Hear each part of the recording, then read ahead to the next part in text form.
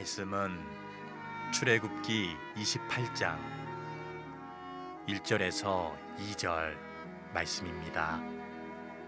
너는 이스라엘 자손 중 내 형 아론과 그의 아들들 곧 아론과 아론의 아들들 나답과 아비후와 엘르아살과 이다말을 그와 함께 내게로 나아오게 하여 나를 섬기는 제사장 직분을 행하게 하되 내 형 아론을 위하여 거룩한 옷을 지어 영화롭고 아름답게 할지니.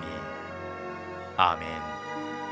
얼마 전 인도의 한 유튜버가 올린 영상이 화제가 되었는데, 이 유튜버는 구독자가 400만 명이 넘는 많은 수를 거느리고 있는 유튜버입니다. 어떤 영상을 올렸냐면 한 반려견을 여러 개의 헬륨 풍선에 묶어서 공중에 띄우는 영상을 촬영했습니다. 화면에 나오는 저 사진인데, 잠시 헬륨 풍선에 묶여있던 개가 공중으로 뜨는가 하더니 누군가가 붙들어서 땅에 내리는 그런 영상이었는데, 이 유튜버는 이런 희한한 영상을 올리면 사람들의 관심이 폭발할 것이다 라고 기대를 했던 것 같습니다.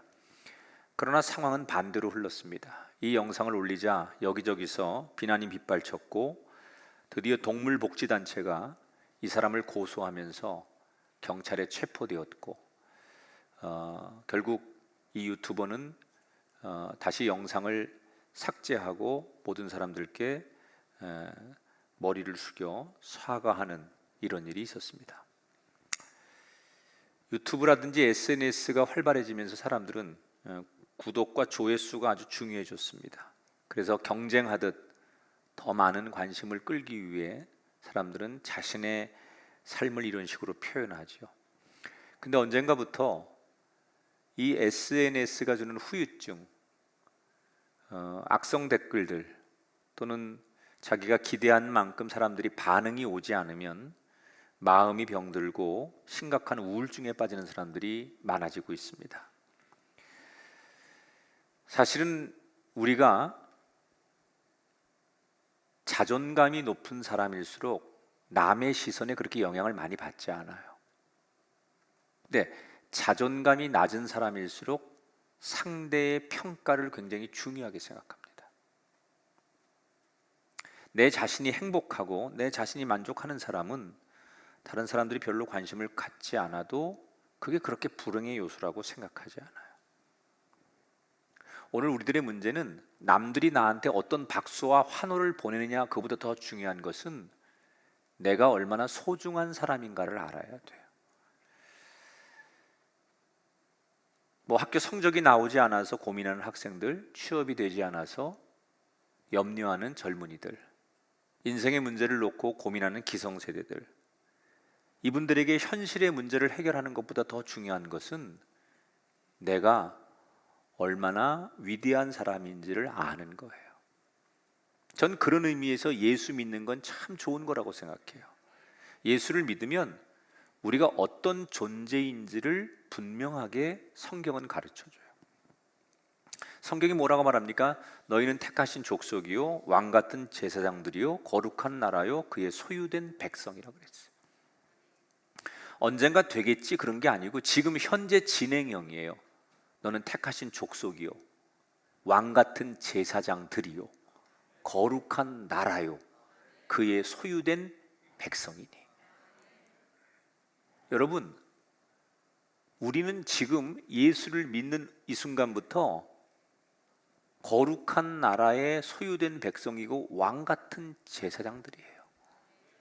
그러면 우리는 그 왕 같은 제사장처럼 살면 되는 거거든요. 하나님이 나를 그렇게 세우셨고 그렇게 인정하시면 그걸 누리면 되는데, 내가 하나님의 소유된 백성, 왕 같은 제사장으로 누리지를 못하는 거예요. 저와 여러분은 내가 아무리 어떤 직업을 갖든 어떤 환경에서 지금 어려움과 고난을 만나든 상관없이 본질적으로 하나님은 저와 여러분을 왕 같은 제사장으로 부르셨고 그렇게 쓰고 계십니다. 그렇기 때문에 우리는 왕의 제사장 같은 삶을 누리고 살아야 될 줄 믿으면서 특별히 오늘 본문 말씀을 통해서 다시 한번 어깨를 펴시고 여러분 그런 사람으로 누리고 사는 행복한 성도들이 되기를 축원합니다. 지금 하나님이 출애굽기를 통해서 성막에 대한 율법을 계속 주고 계십니다. 그런데 이 성막에 어떻게 어떤 도구를 가지고 성막을 이런 수치를 계산해서 짓고 그 안에 이런 성물을 집어넣어라 라고 하나님 말씀을 듣는 가운데 모세가 마음속에 한 가지 의문이 생기는 거예요. 어떤 거냐면 그 성막을 짓고 성물을 만드는데 아카시아 나무 같은 건 쉽게 구할 수 있지만 좀 값이 나가는 금이나 노시나 이런 건 쉽게 구할 수가 없거든요. 모세가 하나님의 성막 안에 쓰는 물건을 금을 칠하거나 놋을 입히라고 하는데 아카시아 나무야 뭐 밖에 나가서 얼마든지 구할 수 있지만 값이 나가는 금과 놋을 쉽게 구할 수가 없어요. 그 마음속에 은근히 걱정이 되는 거예요. 이때 하나님께서 모세의 마음을 정확히 들여다보시면서 먼저 이렇게 말씀하십니다. 모세야, 너 마음속에 그런 걱정할 필요 없다. 내가 다 준비해 놓았다. 따라합시다. 내가 다 준비해 놓았다. 이 여호와의 일의 축복이 여러분들에게도 임하게 되길 축원합니다. 때때로 여러분 우리 삶이 하나님께서 우리를 강하게 콜링하고 우리 마음속에 은혜를 주시려고 할 때가 있어요. 그런데 뭐 교회에서 어떤 설교를 듣다가 예배를 드리다가 내가 저 일을 헌신하고 싶다. 내가 저 일에 쓰임 받고 싶다. 그런 강한 은혜와 콜링이 내 마음속에 있는데 현실이 막막한 거예요. 내가 지금 뭐 회사 다녀야 되고 경제적으로 어렵고 또 뭐 자녀들의 문제가 있고 가정의 문제가 있는데 하나님은 자꾸 나한테 이런저런 콜링을 하시는 거예요. 그런데 현실이 내가 그걸 따라줄 수가 없어요. 마음은 하고 싶은데 내 현실이 그게 안 될 때가 있어요. 그때 여러분 오늘 말씀을 기억하십시오. 하나님이 여러분을 부르실 때는 여러분들도 모르게 하나님이 이미 준비시켜 놓고 여러분을 부르시는 줄 믿습니다. 그 옛날 모세에게 내가 준비했으니 걱정하지 마라. 네가 구하는 거 아니다. 네가 어디를 가든 준비된 대로 쓰임받게 할 테니 걱정하지 마라. 여러분 돈이 문제가 아닙니다. 가정이 문제가 아닙니다. 일터가 문제가 아닙니다. 하나님께서 어떤 방법으로든 간에 여러분에게 그런 마음과 감동과 은혜를 주셨다면 준비해 놓으셨기 때문에 여러분 하나님은 준비시켜 놓고 일하게 하시는 분이에요. 아무것도 준비 안 해놓고 너 이거 해라 그러시는 분이 아니에요. 손에 연장을 주고 일하게 하시는 주인처럼 우리에게 감동을 주시고 우리에게 은혜를 주시고 우리에게 도전을 주실 때 여러분 그때는 믿음으로 일어서십시오. 하나님이 준비시켰구나. 하나님이 어떻게든지 하라고 할 때는 뭔가 계획이 있으시구나. 그리고 믿음으로 뛰어들 때 놀라운 열매가 일어날 줄 믿습니다. 자, 이렇게 모세를 안심시킨 하나님께서 계속해서 성막에 대한 여러 율법을 규정을 주기 시작하는 거예요. 어떤 규정을 주시느냐? 1절 2절에 보니까 너는 내 형 아론과 그의 아들들을 나를 섬기는 제사장 직분을 행하게 하되 거룩한 옷을 지어 영화롭고 아름답게 할지니 그랬어요. 자, 성막을 지었잖아요. 그러면 이제 성막을 관리할 제사장에 대한 규정을 주시는 거예요. 이 성막을 관리할 제사장들을 세워야 되잖아요. 지금으로 말하면 교회에서 일할 수 있는 목회자들이 필요한 거예요. 그걸 구약에 쓴 제사장이라고 했는데 여러 명의 제사장 가운데 가장 높은 제사장을 대제사장이라고 하고 나머지를 그냥 제사장이라고 불렀어요. 그런데 제사장을 어떻게 뽑느냐? 사람들이 투표에 의해서 뽑는 게 아니에요. 시험 봐서 뽑는 게 아니에요. 인기에 뽑는 게 아니에요. 하나님께서 지목을 하세요. 누굴 지목하느냐? 모세야, 이 성막을 관리하고 성막에서 일할 거룩한 일을 하는 제사장은 너의 형 아론을 세우고 그 아론을 대제사장으로 세운 다음에 그의 아들들을 제사장으로 대제사장을 돕게 해라. 그리고 이 제사장의 역할은 아무나 하고 싶다고 하면 안 되고 앞으로도 12지파 가운데 레위 지파의 아론의 가문에서 대를 이어서 대물림에서 할 수 있도록 해라 라고 하나님께서 아예 지정을 해주셨어요. 여러분, 본인이 안 하고 싶을 수도 있잖아요. 그리고 진짜 하고 싶은 사람도 있을 수 있고 잘할 사람도 있을 거 아니에요. 근데 왜 하나님께서 하필 많은 사람들 가운데 아론을 지목하시고 아론의 가문을 지목하신 걸까? 조금 거슬러 올라가면, 과거 이야기로 돌아가면 모세가 하나님의 부름을 받고 이스라엘의 지도자가 될 때 주변에 반대가 많았습니다. 어려움이 많았습니다. 지금이야 모세의 리더십이 견고해졌지만 처음에는 굉장한 비난과 반대와 어려움이 있을 때 자기가 형이지만 신분상으로는 동생인데도 그 모세를 가장 적극적으로 돕고 모세 편이 되어서 모세가 감당하는 하나님의 일을 도왔던 대표적인 사람이 아론이에요. 무슨 얘기냐? 하나님이 왜 아론을 지목하셨느냐? 하나님의 일을 감당하려고 하는 모세, 그 모세를 섬겨주고 모세의 편이 되어주고 모세를 도왔던 그때의 일을 기억하시는 거예요. 그래서 그의 가문까지도 영원토록 빛나도록 하나님께서 그의 후손들도 지목해서 축복하신 거예요. 우리가 하나 알아야 될 것은 부모 세대들이 하나님의 일을 감당할 때 다수결의 논리나 또는 상황에 상관없이 하나님 편이 되고 하나님의 일을 감당하려고 하면 그때는 굉장히 힘들지만 그것을 보시고 지켜보신 하나님께서 반드시 지목하여 여러분의 가문과 자손을 빛나게 해줄 걸 믿으시기 바랍니다. 나는 상황적으로 굉장히 힘들지만, 그러나 소수의 의견이지만 하나님의 일을 감당하려고 뛰어드는 아론처럼 그렇게 살 때 하나님이 그걸 지켜보셨다가 때를 따라서 그의 자손과 가문을 빛나게 하신다는 거예요. 나는 여러분들이 그런 부모님들이 되시기 바랍니다. 여러분 때문에, 여러분의 희생과 여러분의 눈물과 여러분의 섬김 때문에 여러분의 자손들이 하나님이 지명하여 잘되는 복을 받는 주인공이 되기를 주 이름으로 축원합니다.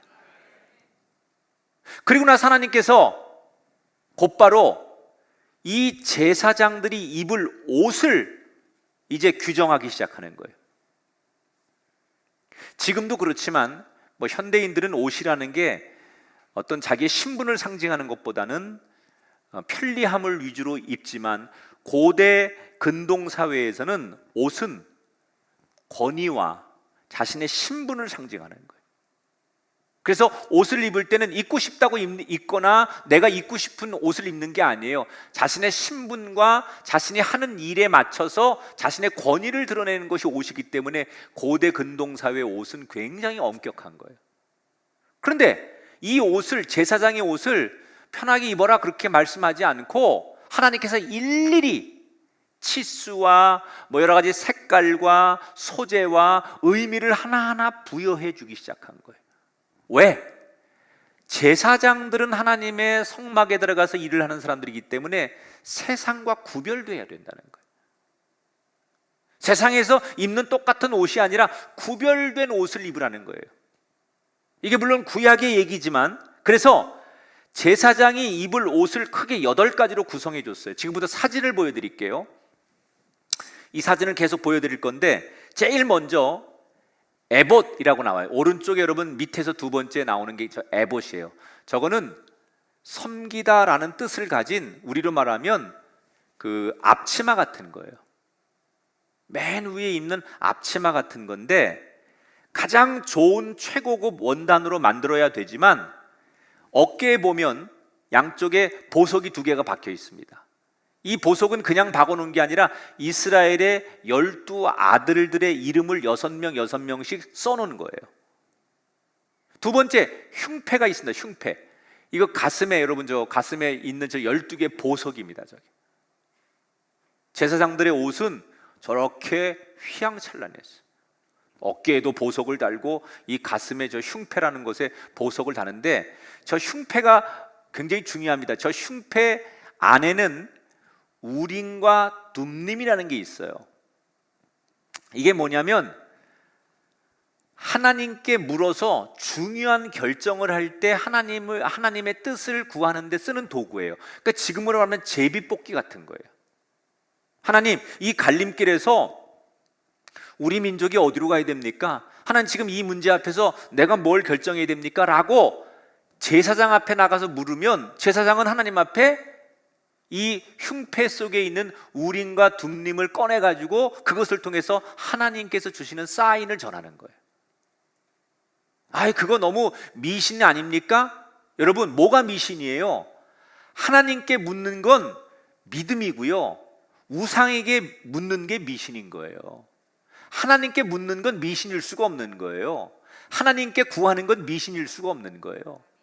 여러분, 여전히 우리는 이 과학의 시대에 이 현대 사회에 살면서도 하나님 앞에 묻는 우림과 둠림의 인생이 되어야 될 줄 믿습니다. 내 주장, 내 생각, 내 계획이 중요한 것이 아니라 하나님께 물어서 하나님, 어느 길로 가는 게 맞습니까? 하나님, 이 중요한 선택을 하는데 어떤 것이 맞습니까? 라고 물을 수 있는 그런 신앙이 되기를 주의 이름으로 축원합니다. 세 번째, 겉옷이 나옵니다. 아까 맨 처음에 그 앞치마라고 입었던 에봇 그 안에 받쳐 있는 파란색 옷이에요. 근데 이 파란색 옷 밑에 보면 금방울이라고 있습니다. 딸랑딸랑딸랑 소리가 납니다.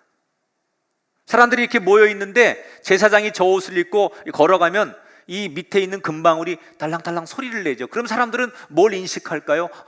제사장이 오시는구나. 또 제사장들이, 구약은 성소에 제사장만 들어갈 수 있어요. 구약 시대에는 이 성소에 일반인들이 들어올 수가 없어요. 제사장만 들어갈 수 있는데, 만약에 제사장이 성소에 들어가기 전에 자신의 죄의 문제를 하나님 앞에 완전히 용서받지 못하고 들어가면 성소 안에서 죽어요. 그런데 바깥에선 들어가서 사람이 안 보이니까 제사장이 이 사람이 지금 살아있는지 죽었는지를 확인하려면 이 방울 소리를 듣고 하나님께서 살려주셨구나, 이걸 아는 거예요. 만약에 죽으면 어떻게 해야 되느냐? 허리에 있는 벨트에다 끈을 이렇게 매가지고 묶어놓고 들어가거든요. 그래서 그 시신을 줄로 이렇게 꺼내는 거예요. 그래서 이 금방울을 달게 하는 거예요. 여러분, 예수 믿는 사람은 금방울의 소리가 나야 돼요. 어디를 가든 저 금방울 소리를 듣고 사람들이 제사장이 오시는구나, 이걸 아는 것처럼 예수 믿는 사람에게는 예수 그리스도의 향기가 나야 되고, 이 사람 예수 믿는 사람이구나, 이 사람 하나님의 자녀구나, 이 사람 교인이구나, 이런 소리가 들리고 냄새가 나야 되는 삶이 정상인 줄 믿습니다. 네 번째, 머리에 쓰는 관을 지정해 주셨어요. 지금 저 나오죠? 저 성패가 있는데 순금으로 만든 거예요. 저기 히브리어로 써놨는데 한국말로 우리말로 해석하면 여호와께 성결이라는 글자를 새깁니다. 자, 그 외에 이제 다른 여러 가지 벨트를 어떻게 하고 이렇게 하다가 마지막 우리가 주목해서 봐야 될 게 뭐가 있냐면, 고일하고 속옷 바지를 입어라, 이런 얘기를 하세요. 그러니까 하체를 가리라는 얘기거든요. 이 당시 중동의 나라들은요, 날씨가 굉장히 더웠기 때문에 우리하고 다르게 열대 기후에서 불편하기 때문에 땀이 많이 나니까 속옷을 안 입어요. 대부분 사람들이 속옷을 안 입습니다. 여러분, 다윗이 법궤가 들어왔을 때 너무 기뻐서 춤을 췄다고 그랬잖아요. 그때 바지가 흘러내렸는데 하체가 다 드러났다고 그랬죠. 그건 속옷을 안 입었다는 얘기예요.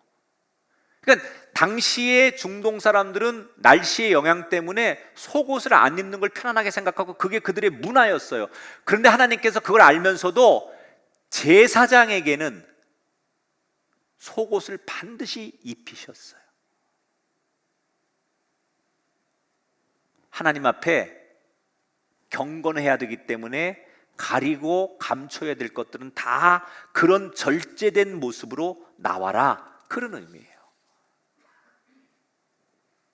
단지 이 아까 보여준 첫 번째 사진에서 8개의 옷의 규정을 주신 것은 이건 대제사장이 입는 옷이고, 이 가운데 일반 제사장, 대제사장이 아닌 일반 제사장은 속옷, 관, 허리띠, 속바지 이 4개만 입도록 하셨어요. 그러니까 대제사장이 입는 8가지의 착용하는 옷과 일반 제사장은 반만 입으면 되도록 규정을 만드셨어요. 왜 대제사장은 8개를 다 입으라고 하신 걸까요? 여러분, 사실은 어떤 옷이라는 것은 일하기 편해야 되잖아요.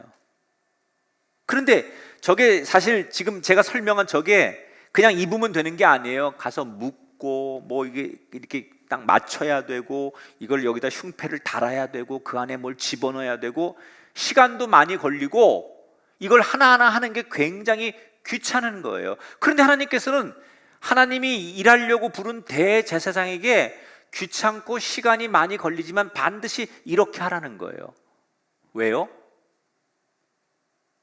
물론 사람들 앞에 권위를 보여주려고 하는 그런 의도도 있겠지만, 진짜 이유는 2절 3절에 내 형 아론을 위하여 거룩한 옷을 지어 영화롭고 아름답게 할지니 그를 거룩하게 하여 내게 제사장 직분을 행하게 하라. 그렇게 옷을 많이 입힌 건 뭐예요? 거룩한 사람이 되기를 원하셨다는 거예요. 사람이 여러분, 신발끈을 운동을 하려고 등산하려고 신발끈을 이렇게 꽉 조여매면 무슨 생각이 들어요? 힘들지만 나 저 정상까지 가야지, 이런 마음가짐이 생기는 거예요. 옷을 걸쳐 입고 하나하나 챙기다 보면 내 마음속에 내가 하나님이 부른 제사장이니까 그렇게 살아야지, 그런 마음으로 올라가야지, 그래서 자기를 그 옷을 착용하는 순간순간마다 자기를 다시 돌아보게 하고 자기의 사명을 생각하게 만드는 기회가 되는 거예요. 그래서 하나님께서 시간이 걸리더라도 귀찮더라도 여러 가지 옷을 입으면서 그 옷을 입고 그 옷을 착용할 때마다 나는 하나님 앞에 부름받은 대제사장이지, 내가 하나님 앞에 겸손하고 거룩하게 나가야지, 이런 걸 원하셨다는 거예요. 그런데 이게 구약시대에만 그런 게 아니라 지금도 하나님은 하나님이 특별히 부른 사람들, 하나님께서 구별한 사람들은 작은 일에도 자기를 지키고 자기 몸을, 마음을 정돈하기를 바라시는 거예요. 그래서 우리가 오늘 하나님 앞에 쓰임 받으려면 우리 자신을 거룩하게 만들어야 돼요. 우리가 왕 같은 제사장으로 하나님 앞에 부름 받았으니까 우리는 교회에 올 때마다 또 어떤 사람들을 만날 때마다 세상에 나가서 직장과 세상 일을 하기 전에 내가 하나님 앞에 특별히 부름 받은 사람인데 세상 사람처럼 똑같이 살면 안 되지, 이런 마음들을 자꾸 우리 마음속에 심어주는 게 중요하다는 거예요. 교회에서는 그렇게 살지만 세상에 나가서 다 그렇게 사니까 될 대로 되라, 이렇게 살지 말라는 거죠. 지금도 여러분, 유서 깊은 왕실일수록 몸가짐과 마음가짐에 대한 규정이 엄격합니다. 예를 들면 영국의 왕실은 지금도 왕실 가족들끼리는 서로 애칭을 부르지 못하게 해요. 그리고 셀카도 못 찍게 합니다. 왕실은 공개석상뿐 아니라 사적으로 외출했을 때 서로에게 이렇게 뭐 장난식으로 툭툭 손을 대는 것도 못하게 합니다. 그게 왕실의 법도입니다. 지금도. 왜 그런 걸 영국의 왕실이 지금도 강조하느냐? 영국의 왕실은 일반 국민하고 다르다는 거예요. 왕실은 모든 사람들이 보고 있는 그런 자리라는 거예요. 우린 특별한 존재들이기 때문에 하고 싶은 대로 말하고 행동해서는 안 된다는 것을 지금도 영국의 왕실은 가르친다는 거예요. 세상의 왕실도 그런데 하물며 하나님 제사장은 더 그래야 되지 않겠습니까? 귀찮기 때문에, 바쁘기 때문에, 남들도 다 그렇게 하기 때문에 하나님 앞에서 대충대충 세상 사람과 똑같이 산다면 우리가 어떻게 구별된 하나님의 왕 같은 제사장으로 쓰임을 받겠냐는 거예요. 힘들고 어렵고 귀찮아도 나를 구분하고 그 왕 같은 제사장의 자세를 가지면 결국 하나님이 마지막에 나를 높이실 줄 믿습니다. 그래서 우리는 자꾸 내가 집사님이라고 불려지는 거, 교회에서 성도님이라고 불려지는 거, 이 자체를 부담으로 여기지 말고 거룩한 옷을 입는 제사장의 과정처럼 받아들일 때 저와 여러분이 점점 더 존귀한 사람으로 쓰임받게 될 줄 믿습니다. 자, 이렇게 이제 성막을 짓고 그 성막을 관리할 제사장들을 하나님이 세우시고 이제 그 제사장들을 공식적으로 임명하는 위임식을 하나님께서 규칙을 정해주는 거예요. 지금으로 말하면 목사 안수식 같은 걸 이렇게 하라고 하나님께서 정해주시는 거예요. 자, 우선은 이 제사장들을 공식적으로 임명하는 위임식이 필요한 제물을 준비하래요. 어떤 걸 준비하느냐? 우선 숫송아지 1마리, 숫양 2마리, 그 다음에 누룩이 없는 빵과 과자를 준비하게 합니다. 그리고 이게 이제 이스라엘에 처음 제사장을 세우는 거니까 모세가 이 제사장을 세우는데 주관을 합니다. 그래서 자기 형 아론과 그 아론의 4 아들들을 오게 해서 제일 먼저 뭘 하게 하느냐? 목욕을 시켜요. 그러니까 제사장을 세울 때 성경에 나오는 첫 번째 규칙이 목욕을 하는 거예요. 공식적으로 하나님 앞에 깨끗한 모습으로 나오라는 거예요. 그러니까 우리가 하나님 앞에 나올 때는 꼭 이런 물로 목욕하는 것도 중요하지만 깨끗한 모습으로, 정결한 모습으로 그런 옷과 그런 어떤 우리의 상황을 가지고 나오는 게 굉장히 중요한 거예요. 공식적으로 깨끗하게 하나님 앞에 나와야죠. 하나님 앞에 나오면서 뭐 예를 들어서 정말 세수도 안 하고 양치도 안 하고 그냥 나오는 이런 자세가 아니라 하나님 앞에 마치 목욕하고 나가는 이런 제사장들의 마음처럼 그런 마음으로 나가는 게 필요하다는 거예요. 아멘을 안 하시는 거 보니까 많이들 안 하신 것 같아요. 그 다음에 2번째 뭘 해요? 그렇게 목욕을 하고 세워지면 비로소 제사장의 옷을 다 입혀줘요. 그 다음에 모세가 뭘 해요? 이 제사장들 머리 위에다가 기름을 부어요. 여러분, 성경에 보면 누군가를 하나님이 세울 때 반드시 머리에 기름을 붓습니다.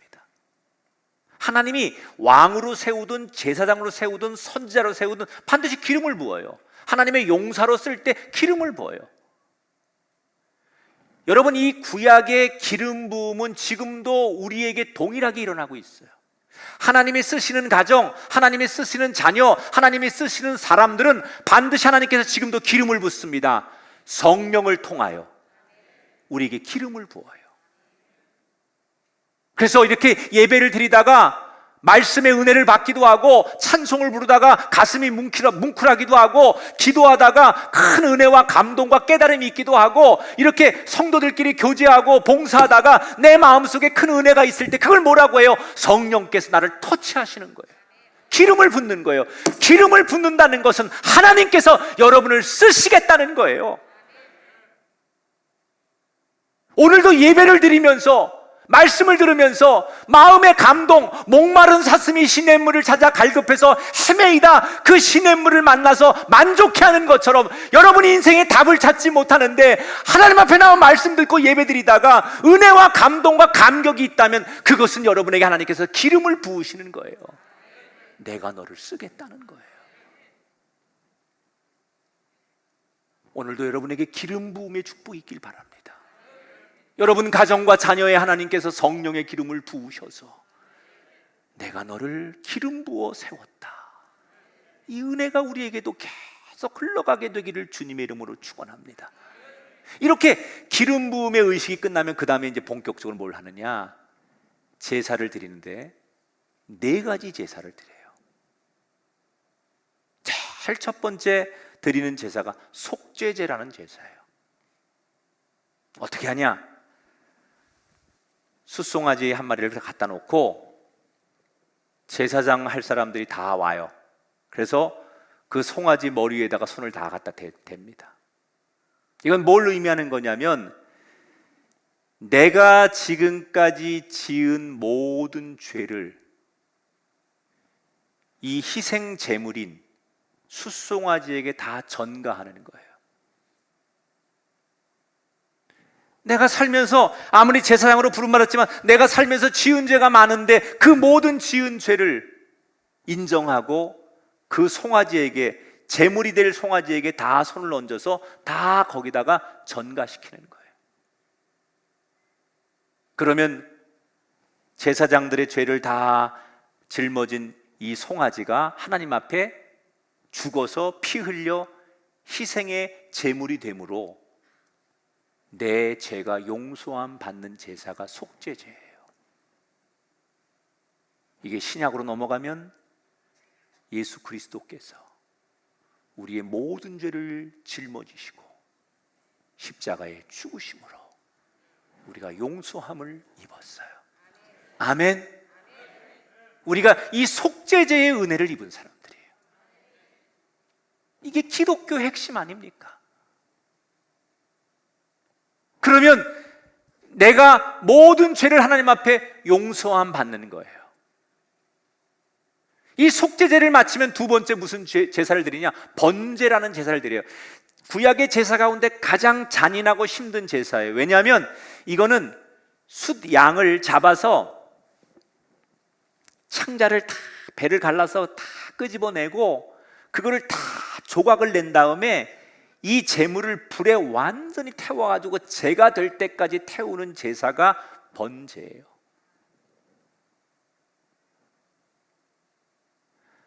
하나님 앞에 내 인생을 이렇게 제물이 제가 될 때까지 드리는 것처럼 내 평생을 하나님 앞에 온전히 드릴 것을 약속하는 제사, 이게 번제예요. 이 두 번째 제사까지 끝나면 세 번째 화목제를 드려요. 그리고 마지막 소제라는 걸 드려요. 화목제는 어떻게 하는 거냐면 나머지 순양 한 마리를 잡은 다음에 그 피를 제사장들이 자기의 그 오른쪽 깃볼 그리고 오른손 엄지, 오른발 엄지에 그 숫 양이 흘린 피를 바르게 해요. 이건 하나님의 마음으로 내가 잘 듣고 잘 걸어가겠습니다, 잘 행하겠습니다 라는 것을 결심하는 그런 행위예요. 그리고 마지막에 드린 소제는 앞에 드렸던 세 번의 제사는 나 대신 희생의 제물을 죽임으로 피를 흘려서 드리는 제사인데 이 네 번째 드리는 제사는 피를 흘리지 않고 곡식, 아까 누르고 없는 그 빵과 과자를 준비하라고 그랬잖아요. 그 곡식으로 하나님 앞에 드리는 제사, 다시 말하면 감사의 제사예요. 이런 형식으로 네 번의 제사를 지내게 해요. 그런데 제사장이 되려면 이렇게 네 번 제사를 드리면 끝나는 게 아니라 이 네 번의 제사를 오늘 드린 것처럼 일주일 동안 매일 똑같은 제사를 7번 드리게 하는 거예요. 아니, 한 번 위임식에 가서 그렇게 제사를 4번 드리면 되지 왜 똑같은 제사를 일주일 내내 계속해서 반복하게 하실까? 제사장이 아무리 돼도 세상에 살던 습관, 세상에서 생각하던 행동을 쉽게 못 버리는 거예요. 완전히 이 4번의 제사를 일주일 동안 계속 함으로 내가 이제는 거룩한 백성, 하나님의 쓰임받는 제사장이라고 하는 것이 습관처럼 길들여지게 하려고 하나님께서 일주일 동안을 반복시키는 거예요. 이게 7이라고 하는 숫자는 성경에서 완전한 숫자거든요. 그래서 7을 반복하게 하는 거예요. 7개를. 그래서 비로소 그 절차가 끝나면 제사장으로서 임명 절차가 끝나는 것이 오늘 본문의 이 얘기의 마무리예요. 자, 그런데 제가 지금부터 이제 이 얘기를 제가 일주일 동안 마음에 계속 묵상하면서 얻은 은혜를 나누고 설교를 마치려고 해요. 제가 성경을 계속 읽으면서 일주일 내내 이런 은혜가 있었어요. 하나님께서 제사장을 세우는데 옷을 어떻게 입어라, 음식은 어떻게 먹어라, 모든 과정은 어떻게 해라, 이렇게 쭉 여러 가지 다 중요한 의식이 있는데 이 제사장을 세우는 순서의 가장 하이라이트는 4번의 제사를 드리는 거예요. 근데 이 4번의 제사가 상황에 따라 편한 대로 아무렇게나 드리면 안 돼요. 속죄제, 번제, 화목제, 소제, 이 순서를 지켜야 돼요. 아니, 하나님 앞에 드리는 건데 상황에 따라 화목제를 먼저 드릴 수도 있고 소제를 먼저 드리고 그래도 될 거 아니에요. 그런데 똑같이 매일같이 7번 7일 동안을 이 4번의 순서를 어기면 안 돼요. 이 순서대로 제사를 드려야 되는 거예요. 왜 하나님께서 이 순서를 엄격하게 지키기를 원하셨던 걸까?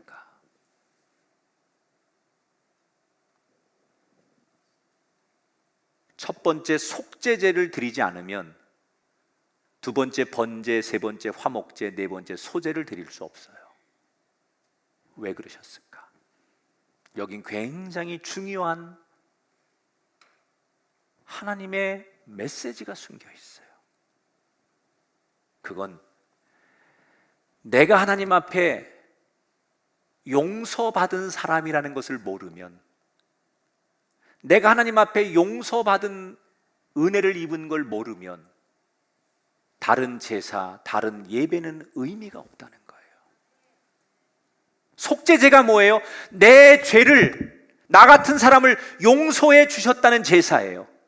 내 죄를 다른 소에다가 전가해서 나 대신 희생 제물이 되어서 내 죄를 용서함 받는 제사, 이걸 드려야만 번제도 화목제도 소제도 성립되는 것처럼 기독교의 가장 중요한 핵심은 나 같은 사람이 하나님께 용서받고 나 같은 사람이 하나님의 은혜를 입었기 때문에 여기에 이렇게 있다는 걸 알아야만 그 다음이 진행되는 거라는 거예요.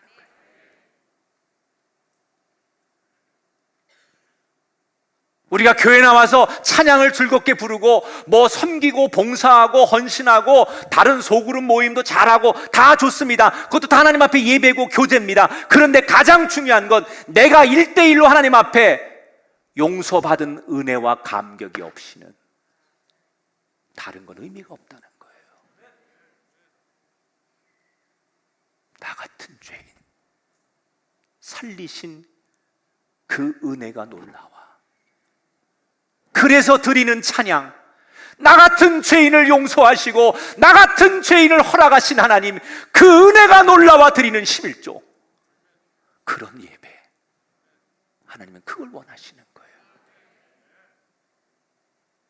우리의 의나 우리의 공로나 우리의 인간적인 생각 때문에 드리는 그런 헌신과 예배가 아니라 나 같은 죄인이 하나님 앞에 용서함 받아서 내가 이 자리에 서 있는 것, 이것이 은혜입니다.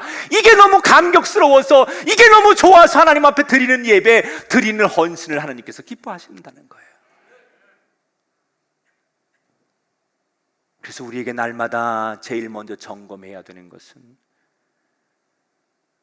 하나님이 나를 용서하신 것을 잊지 않는 거예요.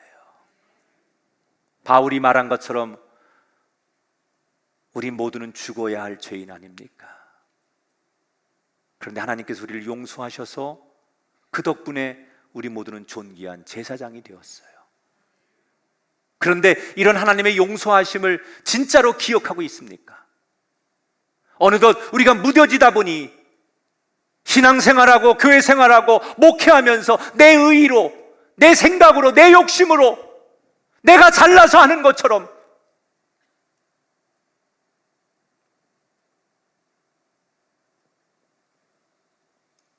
습관적으로 아니라는 거예요.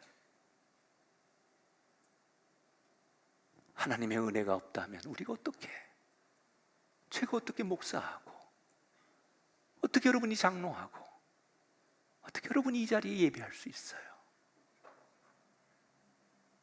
우리는 오늘도 나 같은 사람에게 용서와 은혜를 베푸신 하나님 앞에 감격하는 마음, 이 첫사랑의 마음이 꺼지지 않을 때 우리는 오늘도 거룩한 나라의 제사장으로 하나님 앞에 쓰임받게 될 줄 믿습니다. 따라합시다. 나는 큰 사람입니다. 세상 사람들 눈에 내가 별거 아닌 것처럼 보일지 모르지만 이미 우리는 큰 사람이에요. 왜?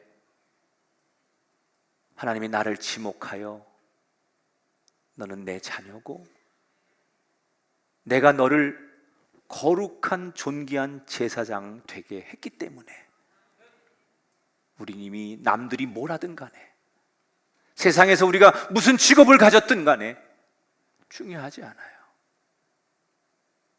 그런 나를 하나님께서 그 똑똑하고 잘나고 유능한 사람 놔두고 나 같은 사람을 존귀한 제사장으로 불러주셨으니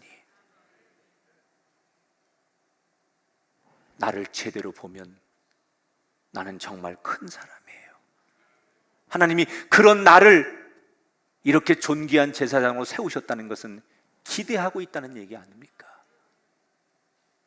그 하나님의 기대에 맞게끔 저와 여러분이 걸맞게 살아가게 되기를 주의 이름으로 축원합니다. 따라합시다. 나는 이미 큰 사람입니다. 하나님이 지목한 큰 사람입니다. 아멘 하십시다. 아멘 하십시다. 너는 왕같은 제사장이라. 왕같이 사십시오. 죄의 노예가 아니라,